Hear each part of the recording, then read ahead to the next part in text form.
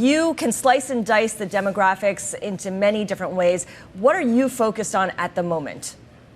I'm focused on Latino and Hispanic voters because there's clearly been a reaction to what Trump said a week ago Sunday at Madison Square Garden. It's had an impact. We just don't know how much. Some people did change their minds. The question is how many and in what state? Because in the end, it only matters in Pennsylvania, Nevada, and Arizona. Second is that we've seen some indication that Vice President Harris is doing particularly well among older women. We know the story about younger women, and we're just trying to measure the turnout. But older women, normally Trump would be doing well among people over age 60. But it appears that older women also have been moving towards Harris in the remaining 48, 72 hours. So tonight I'm going to be looking at that demographic. In terms of states, it's not just Pennsylvania, it's also Michigan. What did the voters of Dearborn, Muslim and Arab American, are they going to turn out for Harris, or are they going to refuse to give her their support as they did to Joe Biden earlier this year in the Democratic primary? Each of these groups matter tremendously because this election is on a razor's edge.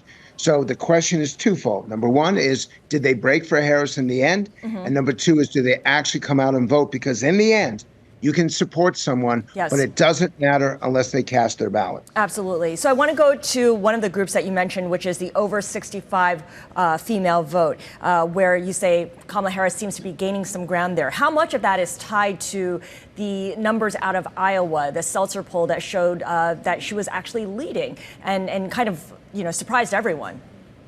That's going to be the most significant poll of this election. Either that pollster, because it is alone. No one else has projected anything like that in a state that's been voting Republican for president for a number of elections now. There was no indication that this could be happening. So either that pollster is going to find themselves without work in the next 48 hours, or they're going to be celebrated as showing a different look at the electorate. We don't know yet, but we're going to know in a few hours. In the end, it's been so difficult to poll because the numbers in 2016 and 2020 undercounted Donald Trump by a lot. And pollsters were clearly trying to compensate for that in 2024. You get it wrong 3 times in a row, and that's the end of the industry. So the question is whether they've overcompensated, and we won't know that for another few hours. But clearly, that group, that segment of the population is going to matter because they vote in such high numbers. Right. Yeah. And of course, that poll that you're referencing certainly moved markets yesterday. Definitely a big surprise across the bond market. I want to go back to union households. I think that's a really interesting point. Of course, you had the 50-plus day strike with Boeing finally end, reaching some sort of agreement with their union. We know that President Biden spoke with Boeing CEO Kelly Ortberg on that labor contract. Julie Su was heavily involved as well. But when it comes to how the union households, not the union leadership, are going to vote, that's an open question.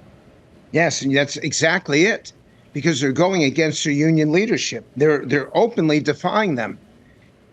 Typically, Democrats win union households by about 20%, maybe 25%. This time, if you take out government unions who are supporting Harris by 80-20, and the teachers union who is supporting Harris by maybe 75-25. If you use people and focus on people who work with their hands, the AFL-CIO, the Teamsters, we see it as almost 50-50 between them, and that is absolutely essential in Pennsylvania and Michigan. If those numbers hold, and if they get the same kind of turnout that some of these other groups have been doing, then Donald Trump is going to end up elected. So that's why we are following that so carefully, because that's a change from previous elections. And Frank, something I'm curious about, it feels like this election cycle, you've really seen prediction markets, betting markets take off in a big way. You, of course, have been in the polling business for a long time. You've seen many presidential cycles. I'm curious what you make of this uprise that we're seeing in prediction markets and how much information you can actually glean from them. I can glean a lot. And they've been on the side of Donald Trump now for, 10 days. And the numbers actually expanded, predicting a Trump victory. There's a AI company that is predicting exactly the opposite. These young men who dropped out of high school have been modeling now for the last few weeks, and they show that it's going to be a Harris victory. So in the end, someone is going to be incredibly right and very profitable, and someone's going to be incredibly wrong. The polling is dead even. These betting sites are on Trump's side, and the AI sites are on Harris's side in terms of who's going to win. We're going to be counting votes for days, for the next 72 hours, even though the election will be over at 8 p.m. And in the end, you can't both be correct. So let's find out whether AI is a better predictor, the polling is a better predictor, or the betting sites are the best predictors. Frank, when it comes down to it, and you had mentioned this earlier at the top, that people can be as vocally supportive of one candidate over the other as they want, but it doesn't matter unless they actually get off the couch and go and cast a ballot. Which group is the most reliable out of all the different demographics that you were telling us about? Which group is the most reliable in terms of going out and actually voting? Older voters. The older you are, the more likely you are to vote. The better educated you are, the more likely you are to vote. Vice President Harris is depending on young women, 18 to 34, to give her a margin of victory. They are not predictable voters, but they seem to have participated in much of the early voting. And for Trump, he's depending on people who don't normally participate in politics to give him a margin, particularly in these Rust Belt states.